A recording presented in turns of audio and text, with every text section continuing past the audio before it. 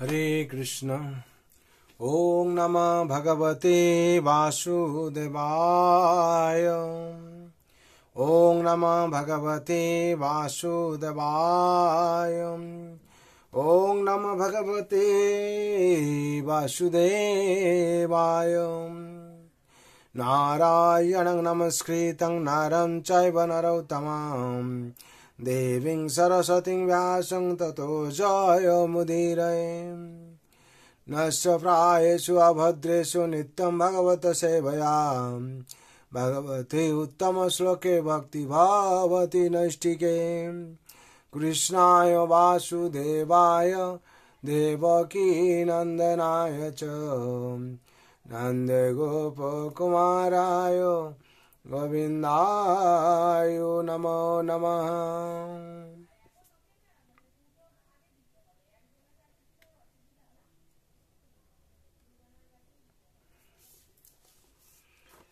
श्रीमद् भागवतम स्कंद 7 अध्याय 6 श्लोक संख्या 9। क गृहेषु पुनः पुमान् सक्तमात्मनमजितेन्द्रियः श्रेयः पाशो दृढे बद्ध मुत्सहेत विमोचितुम।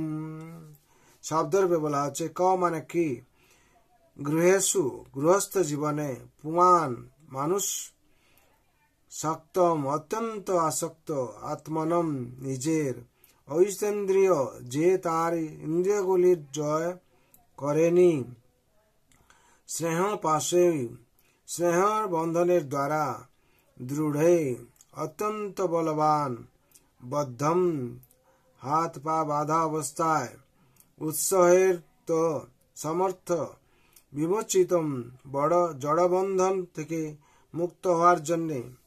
অনুবাদ: গৃহস্থ জীবনের প্রতি অত্যন্ত আসক্ত কোন অজিতেন্দ্রিয় ব্যক্তি মুক্ত হতে সমর্থ হয়। গৃহাসক্ত ব্যক্তি তার স্ত্রী, পুত্র এবং অন্যান্য আত্মীয় স্বজনের প্রতি স্নেহরূপ রজ্জুর দ্বারা অত্যন্ত দৃঢ়ভাবে আবদ্ধ। তাৎপর্য: প্রহ্লাদ মহারাজের প্রথম প্রস্তাব ছিল কুমার আচরিত প্রজ্ঞ ধর্মান ভাগবত নিহ। বুদ্ধিমান মানুষের কর্তব্য জীবনের শুরু থেকেই অর্থাৎ বাল্যকাল থেকেই অন্য সমস্ত কার্যকলাপ পরিত্যাগ করে ভগবত ভক্তির অনুশীলন করা। ধর্মান ভগবান ভগবতান শব্দ দুইটির অর্থ হচ্ছে ভগবানের সঙ্গে সম্পর্কের পুনঃপ্রতিষ্ঠা করার ধর্ম। সেই উদ্দেশ্যে সাধনের জন্য শ্রীকৃষ্ণ স্বয়ং উপদেশ দিয়েছেন, সর্বধর্মান পরিত্যাজ্য মাম একম শরণং ব্রজ। অন্য সমস্ত কর্তব্য পরিত্যাগ করে কেবল আমার শরণাগত হও। জড় জগতে অবস্থানকালে আমরা তথাকথিত সমস্ত ধর্মের নামে কত মতবাদ সৃষ্টি করি, কিন্তু আমাদের প্রকৃত কর্তব্য হচ্ছে জন্ম মৃত্যু জরা ব্যাধির চক্র থেকে নিজেদের মুক্ত করা। সেই উদ্দেশ্যেই সর্বপ্রথমে মানুষকে জড় জগতের বন্ধন থেকে মুক্ত হওয়া কর্তব্য।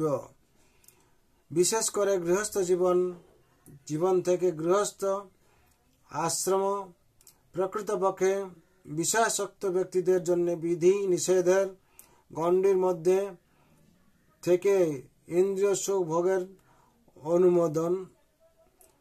তাছাড়া গৃহস্থ জীবনে প্রবেশ করার কোনো আবশ্যকতা নেই।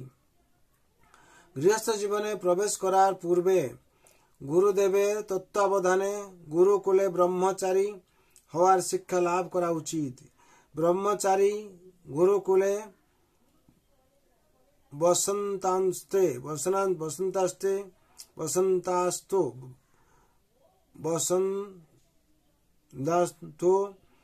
গৌরহিতম। শ্রীমদ্ ভাগবত 7:12-1।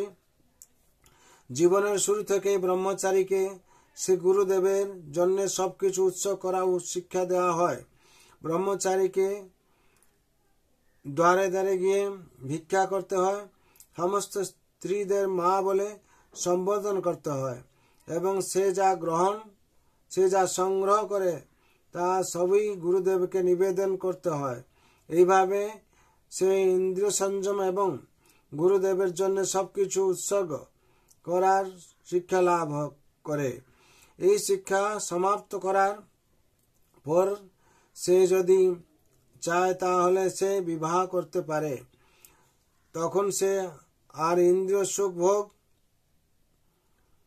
পরায়ণ একজন সাধারণ গৃহস্থ হয় না। যথাযথভাবে শিক্ষাপ্রাপ্ত গৃহস্থ ক্রমশ তার গৃহস্থ জীবন পরিত্যাগ করে আধ্যাত্মিক জ্ঞান লাভের জন্য বনে গমন করেন এবং অবশেষে সন্ন্যাস গ্রহণ করেন। প্রহ্লাদ মহারাজ তার পিতাকে বলছেন যে সমস্ত জড়জাগতিক উৎকণ্ঠা থেকে মুক্ত হওয়ার জন্য বনে গমন করা প্রয়োজন। হিতাত্মপাতং গৃহম অন্ধকূপম। মানুষের কর্তব্য গৃহরূপ অন্ধকূপ পরিত্যাগ করা।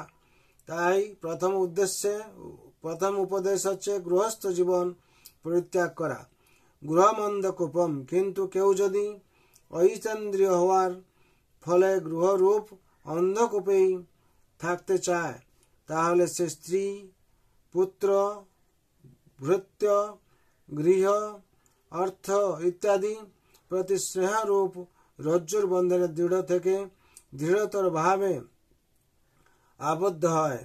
এই প্রকার ব্যক্তি কখনো জড় বন্ধন থেকে মুক্ত হতে পারে না। তাই জীবনের শুরু থেকেই অর্থাৎ শৈশব কাল থেকেই প্রথম শ্রেণীর ব্রহ্মচারী হওয়ার শিক্ষা দেওয়া উচিত। তাহলে তাদের পক্ষে ভবিষ্যতে গৃহস্থ জীবন পরিত্যাগ করা সম্ভব হবে। ভগবত ধামে ফিরে যেতে হলে মানুষকে সমস্ত জড় আসক্তি থেকে মুক্ত হতে হয়।